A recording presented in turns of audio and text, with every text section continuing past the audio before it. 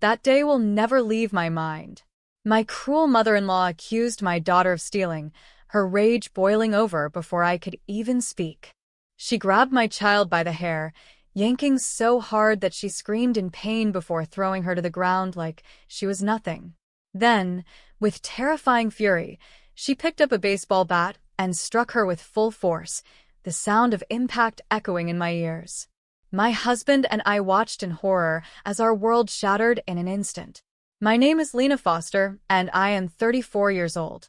I live a peaceful and fulfilling life with my husband, Caleb Foster, and our 12-year-old daughter, Lily Foster.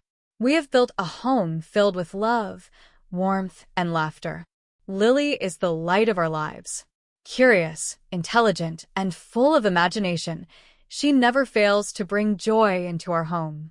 She has a habit of exploring everything around her, finding excitement in the smallest discoveries. Whether she's collecting shiny pebbles from the backyard or inventing stories about magical kingdoms, her creativity knows no limits. Caleb and I have always encouraged Lily's inquisitive nature, believing that a child should grow up feeling safe, loved, and free to explore the world. We have worked hard to ensure that she has a happy childhood, free from fear or pain. However, not everything in our family has been perfect.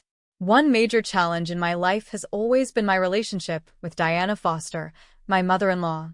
Diana is a cold, strict, and controlling woman. Even before I married Caleb, he warned me that his mother was not easy to deal with. Over the years, I tried my best to build a civil relationship with her, mostly for Caleb's sake. But despite her harsh nature, I never considered Diana to be a threat. I thought of her as a tough, emotionally distant woman, someone difficult but not dangerous. I was wrong. The events that unfolded one afternoon changed everything. That day, I saw a side of Diana that I never thought existed, and it shattered the fragile peace between us forever. It was a bright, sunny afternoon when Caleb and I decided to visit his mother, Diana Foster. She had been living alone since Caleb's father passed away, and though she never openly admitted it, I knew that deep down, she enjoyed our visits, especially the time she spent with Lily. Despite Diana's strict and often unapproachable demeanor, she had a soft spot for her granddaughter. Or at least, that's what I had believed. Lily was particularly excited about this visit.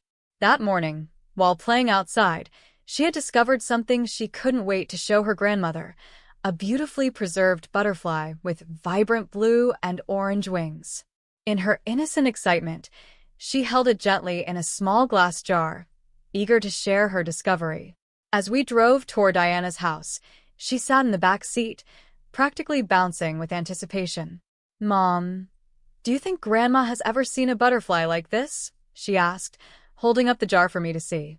I smiled at her enthusiasm and replied, "I'm sure she has, sweetheart, but she'll love hearing all about it from you." Beside me, Caleb glanced at me through the rearview mirror and gave me a knowing smile, a quiet, unspoken moment of shared understanding between us. When we arrived at Diana's house, everything seemed normal. The house was quiet, the air carried a faint scent of cinnamon, and soft classical music played in the background. Diana greeted us at the door with her usual firm tone, her expression unreadable as always. However, when her eyes landed on Lily, there was a brief flicker of affection, barely noticeable but present. "Come in," she said, stepping aside to let us enter. "It's good to see you all." Her voice carried its usual stiffness, but I could sense that, in her own way, she was genuinely pleased to see Lily. As we walked in, Lily rushed to the living room, eager to find a place to set down her butterfly jar before showing it to Diana. Meanwhile, Caleb and I busied ourselves helping Diana with a few chores around the house. Everything about that afternoon felt calm and uneventful, a routine visit like any other. I had no idea that this seemingly normal day was about to take a devastating turn, one that would forever change our family. As the afternoon went on, everything remained peaceful. Caleb and I stayed busy, helping Diana with small household tasks while Lily kept herself entertained in the living room. She had set her butterfly jar on a small side table and had now moved on to looking through an old wooden cabinet filled with books and trinkets. Lily had always been curious and adventurous, and even something as simple as exploring an unfamiliar cabinet was exciting for her. While sweeping the kitchen floor, I could hear her soft giggles and occasional whispers to herself as she examined the items inside the cabinet. It was a sound I had grown used to, a comforting reminder of her innocence and excitement for the world around her. I smiled, thinking about how she always managed to find joy in the simplest things. Then, in the midst of the quiet atmosphere, I heard Lily's voice from the other room.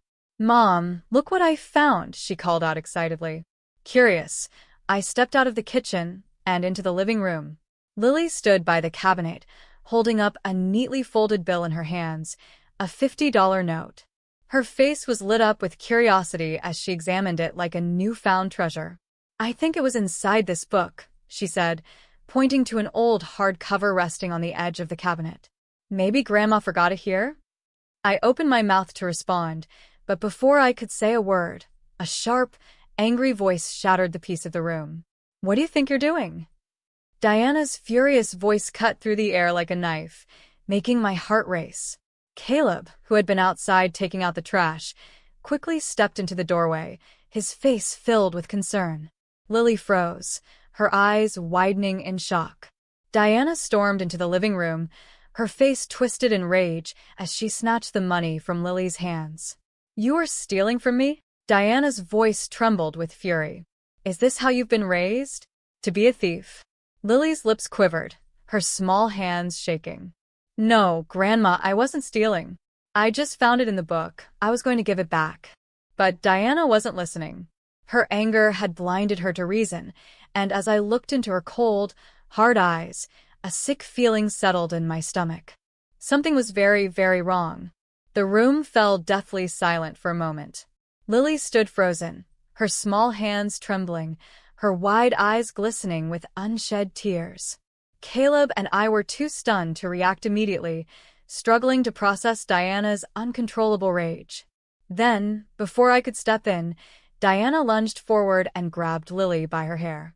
A sharp, painful scream escaped Lily's lips as Diana yanked her backward with force. Her small body jerked violently, and she stumbled, her hands flying up to her head as she desperately tried to pry away her grandmother's iron grip. "Diana, stop it," I shouted, my voice laced with panic as I rushed forward. "You lying little thief." Diana's voice was filled with venom. Her face twisted with fury, her breath coming in ragged bursts as she tightened her grip on Lily's hair and pulled even harder. Tears streamed down Lily's face. "Grandma, please. I wasn't stealing. I promise," she sobbed, her voice breaking. Caleb moved quickly, stepping between them. He grabbed Diana's arm, forcefully pulling her away from our daughter. "Let her go, Mom. What the hell are you doing?" For a brief moment, Diana hesitated, her chest rising and falling with deep, furious breaths. But then, her eyes landed on the baseball bat leaning against the corner of the room, one that Caleb had left there months ago after a family game in the backyard. Before any of us could react, Diana reached for the bat. "No!" I screamed, lunging forward. But it was too late. With terrifying force, Diana swung the bat and struck Lily's head. The sickening thud of metal against bone echoed through the room, and Lily collapsed instantly. The world seemed to slow down. I saw her tiny body hit the floor, her arms limp, her chest rising and falling in short, shallow breaths. Blood trickled from her forehead, staining her soft blonde hair. Her eyes fluttered weakly, dazed and unfocused, as if struggling to understand what had just happened. "Lily!" I dropped to my knees beside her, hands trembling as I cradled her head in my lap. My vision blurred with tears, my heart pounding wildly in my chest. Caleb's face was a mask of shock and horror. His hands clenched into fists as he turned to Diana, his voice filled with rage. "What the hell have you done? She's just a child." Diana stood there, breathing heavily, her hands gripping the bat tightly. For a moment, there was no remorse in her eyes, just cold, unrelenting anger. I pressed my shaking fingers to Lily's neck. Her pulse was faint, but still there. "We need to get her to the hospital now." I choked out, barely able to form the words through my panic. Caleb didn't hesitate. He scooped Lily into his arms, holding her limp body against his chest. Without another word, we ran to the car, leaving Diana standing in the middle of the living room. As we sped away, tires screeching against the pavement, I turned to look at my daughter. Her face was too pale. Her breathing was too slow. I could barely hear my own voice as I whispered, "Hold on, sweetheart. Just hold on." Caleb drove like a madman, his knuckles white as he gripped the steering wheel. The car tore through the streets, moving as fast as possible toward the hospital. I sat in the back seat, holding Lily in my arms, pressing a shaking hand to the wound on her head, desperately trying to stop the bleeding. "Lily, baby, stay with me. Just keep your eyes open," I whispered, my voice cracking. Her body was limp, her breathing shallow. Every few seconds, her eyelids fluttered, and she let out a soft, weak moan. She was fading. "Caleb, hurry!" I cried, panic overwhelming me. "I'm going as fast as I can." Caleb's voice was filled with pure terror. He ran a red light, earning the blare of horns behind us, but he didn't care. I looked down at Lily's small, pale face, my hands trembling as I stroked her blood-matted hair. I had never felt fear like this before. My heart was pounding, my breath coming in sharp, uneven gasps. "This isn't happening," I whispered to myself. "This can't be happening." By the time we screeched to a stop outside the emergency room, Caleb jumped out and rushed to the back seat, yanking the door open. He gently but quickly lifted Lily into his arms, her small, fragile body barely moving. "Help! Someone help us!" he shouted as we ran inside. Doctors and nurses reacted immediately. A team rushed toward us, taking Lily from Caleb's arms and laying her onto a stretcher. She was hit in the head. "She's been unconscious. She's barely breathing," I sobbed, gripping the arm of a nurse. "We need a trauma room now," a doctor shouted, pushing the stretcher down the hallway. I tried to follow, but a nurse held me back. "Please, we need space to work," she said gently, though her eyes were filled with urgency. I watched helplessly as they wheeled my daughter away, disappearing behind a set of double doors. And just like that, she was gone from my sight. A choked sob escaped my lips, and my knees nearly gave out. Caleb caught me, wrapping his arms around me as I broke down in his chest. His own body was trembling. "We should have never gone there," he muttered, his voice hollow. "I should have never let her near my mother." Tears burned my eyes as I whispered, "She needs to be arrested. Diana needs to pay for this." Caleb nodded slowly, his face dark with rage and devastation. "Then let's make the call." The waiting room was cold and silent, except for the sound of my shallow breathing. My arms felt empty without Lily in them. The smell of disinfectant and sterilized equipment burned my nose, making my stomach churn. Time felt frozen. Caleb and I sat side by side, but neither of us spoke. We just stared at the closed emergency room doors, waiting for any news. Every passing second felt like a lifetime. I gripped Caleb's hand so tightly my knuckles turned white, but he didn't complain. He just held onto me like he was afraid I'd collapse if he let go. Maybe I would. Finally, after what felt like hours, a doctor stepped into the waiting room. He looked serious but calm, and I clung to that as I forced myself to stand. "Mr. and Mrs. Foster?" His voice was steady, professional. "Yes," I croaked. "How is she? Is Lily okay?" The doctor gave us a small, reassuring nod. "She's stable now. The blow to her head caused a concussion and a deep laceration, but there is no skull fracture. We've stopped the bleeding and stitched the wound. However, she's experiencing mild swelling in the brain, so we need to keep her under observation for at least 24 hours. She's awake, but she's very weak and disoriented." Relief flooded through me, but it wasn't enough to erase the anger burning in my chest. I closed my eyes and let out a shaky breath. "Can we see her?" Caleb asked, his voice tight with emotion. The doctor nodded. "Of course, but please keep it brief. She needs rest." Caleb and I rushed down the hallway toward Lily's room. When we entered, my heart broke all over again. Lily lay on the hospital bed, small and fragile, her head wrapped in white bandages. Her face was pale, her eyelids heavy. N4 was attached to her arm, and the steady beep of the heart monitor filled the quiet room. I hurried to her side, gently stroking her hair away from her face. "Lily's sweetheart," I whispered. She slowly turned her head toward me, her lips parting slightly. "Mom." Her voice was hoarse, barely above a whisper. "I'm here, baby," I said, trying to keep my voice steady. "You're safe now." Caleb sat on the other side of the bed, gripping her small hand in his. "We love you so much, Lily. You're so strong." Tears welled up in Lily's eyes. "I didn't steal," she whispered weakly. "Grandma, she was so mad." A wave of rage surged through me. I clenched my fists so hard my nails dug into my palms. "I know, sweetheart," I said softly. "I know.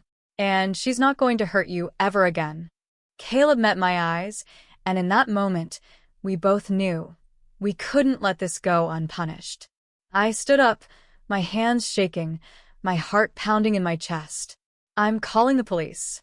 I stepped out of Lily's hospital room, my entire body trembling with a mix of rage and determination. Caleb followed closely behind me, his jaw clenched, his eyes dark with fury. Neither of us spoke as we made our way to the front desk, where a nurse directed us to the hospital's security office. Inside, a police officer in uniform was already waiting, having been notified by the hospital about a possible domestic violence case. He was a tall man with sharp eyes, his notepad already in hand as he looked up at us. "You're the parents of Lily Foster?" he asked, his voice steady but serious. "Yes," I said, my throat dry. "We want to file a report." "All right," the officer said, flipping open his notebook. "Tell me exactly what happened." I took a deep breath, forcing myself to relive the nightmare. "We were visiting my husband's mother, Diana Foster. My daughter, Lily, found a $50 bill inside a book in the living room. She wasn't stealing it. She was just curious. But when Diana saw her holding the money, my voice wavered, but I pushed forward. She lost control. She grabbed Lily by the hair, yanked her hard, and screamed at her. When Lily tried to explain Diana, she picked up a baseball bat and hit her on the head." The officer's pen stopped mid-sentence. He lifted his head sharply. "She struck your daughter with a baseball bat?" "Yes," Caleb said, his voice dark with barely restrained fury. "Lily collapsed. She was bleeding. We rushed her here immediately." The officer let out a slow breath and nodded. "That's a serious assault. Do you have any previous concerns about your mother, Mr. Foster?" Caleb shook his head, his fists clenching at his sides. "She's always been strict, but we never thought she was capable of something like this. If I had known, I never would have taken Lily there." The officer continued taking notes, then glanced toward the hallway. "Can I see Lily?" I hesitated for a second, then nodded. "She's weak, but she's awake." He followed us to Lily's room, where she lay, still pale but watching us with tired eyes. The sight of her hooked up to IVs, her head wrapped in bandages, made my anger surge even higher. The officer knelt beside her bed and spoke gently. "Hey, Lily. I'm Officer Grant. I'm here to make sure you're safe." Lily's lips trembled slightly. "Grandma was mad," she whispered. "She called me a thief. But I didn't take anything." "I know, sweetheart," I murmured, brushing my fingers through her hair. The officer nodded and stood. "That's enough for now. I don't want to stress her further." He turned to us, his expression serious. "With this statement, along with the medical report from the doctors, we have enough evidence to arrest Diana Foster immediately." Caleb let out a slow breath. "What happens now?" The officer straightened. "Now we find her, and we bring her in." As soon as Officer Grant left the hospital, he radioed his team, issuing an immediate arrest warrant for Diana Foster on charges of aggravated assault and child abuse. Caleb and I remained in the hospital room with Lily, but I couldn't stop thinking about what was about to happen. Diana had no idea what was coming for her. Roughly an hour later, Officer Grant called Caleb's phone. Caleb put the call on speaker, and we listened intently. "We've located Diana Foster at her residence," the officer said. "We're about to take her into custody." My heart pounded. "Are you sure she's there?" "She answered the door when we knocked," Grant confirmed. She seemed unbothered, almost as if she didn't think she did anything wrong. Of course, she didn't. Diana was the type of woman who always believed she was right, no matter the situation. "Do you want to stay on the line while we proceed?" Grant asked. "Yes," Caleb answered firmly. Through the speaker, we heard muffled voices and shuffling sounds. Then a firm knock. "Diana Foster, this is the police. We have a warrant for your arrest. Open the door." A few seconds of silence passed before Diana's familiar, sharp voice cut through. "What the hell is this about?" "Ma'am, you are under arrest for the aggravated assault of a minor, your granddaughter, Lily Foster. Step outside and put your hands where we can see them." Diana scoffed. "You can't be serious. That brat needed discipline, not coddling." Hearing those words made my stomach churn with disgust. "We're not going to ask again, ma'am." Officer Grant's voice remained firm. "Step outside now." More shuffling. A few moments later, we heard the distinct sound of handcuffs clicking into place. "You have the right to remain silent. Anything you say can and will be used against you in a court of law," one of the officers began. Diana's voice was filled with rage and disbelief. "You're arresting me for doing what a parent should have done? That girl needed to learn a lesson." Caleb's jaw tightened. I could see the fire in his eyes as he stared at the phone. "She's not your child," I muttered under my breath, unable to hold back my anger.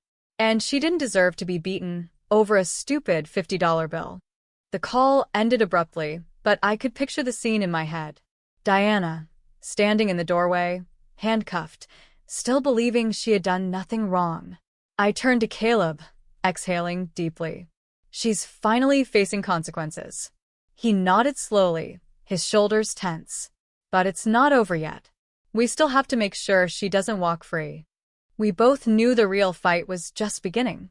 A few weeks passed, and the day of the trial finally arrived. Diana Foster was formally charged with aggravated assault on a minor and child endangerment. The case had gained local attention, and the courtroom was packed with reporters, concerned citizens, and even some extended family members who had come to see the outcome. I sat in the front row with Caleb beside me, holding my hand tightly. My heart pounded in my chest as I glanced over at Lily, who sat quietly next to me. Her head injury had healed significantly, but the emotional wounds were still fresh. She had been having nightmares ever since the attack, and even though she never said it out loud, I knew she was terrified of what would happen today. Then, they brought Diana into the courtroom. She walked in wearing an orange jumpsuit, her hands cuffed in front of her. For the first time in my life, she didn't look powerful. She looked small, weak, and bitter. But even then, her cold eyes never wavered as she scanned the room, finally landing on Caleb and me. Instead of remorse, her lips curled into a faint sneer. She still didn't believe she had done anything wrong. The judge entered the courtroom, and the trial began. The prosecutor stood and laid out the case. "Ladies and gentlemen of the jury, what we have before us is a case of unforgivable cruelty. A grandmother, someone meant to love and protect, instead inflicted violence upon her own granddaughter. She grabbed her by the hair, humiliated her, and in an uncontrollable fit of rage, struck her with a baseball bat. If not for the swift actions of her parents, this child may not have survived. Today, we are here to ensure that Diana Foster is held accountable for her actions." Diana's defense attorney tried to argue that she was simply disciplining Lily, that she never intended to cause real harm. But then, the prosecution played the 911 call Caleb had made that night. The room fell into a heavy silence as my panicked voice filled the courtroom. "She's bleeding. She's not waking up. Please, we need help." Tears welled in my eyes as the room heard Lily's soft whimpers in the background of the recording. Then came the hospital report. The doctor who treated Lily took the stand, confirming the severity of her injuries. "This was not an accident," the doctor said firmly. "The force of the impact could have caused permanent brain damage. The fact that she survived is purely luck." The courtroom murmured in shock. Then Lily herself was called to testify. I squeezed her hand as she stood, her small frame looking even smaller under the weight of all the eyes watching her. She walked to the witness stand and sat down, her legs barely reaching the floor. The judge spoke kindly to her, explaining that she didn't have to be afraid. The prosecutor approached gently. "Lily, can you tell us what happened that day?" Lily's lip trembled, but she took a deep breath. I found money in a book at Grandma's house," she whispered. "I was going to put it back. But when she saw me, she got really mad. She pulled my hair really hard." A few jurors exchanged horrified glances. "And then what happened?" the prosecutor asked. Lily blinked, her eyes shining with unshed tears. "She hit me with a baseball bat. And then I woke up in the hospital." A wave of whispers rippled through the courtroom. Some jurors looked physically sick. Diana sat there, expressionless. She didn't even look at Lily. "Thank you, Lily," the prosecutor said softly. "You did great." Lily returned to me, and I wrapped my arms around her tightly, whispering how proud I was of her. After more evidence was presented, including the police report and the medical records, the prosecution rested its case.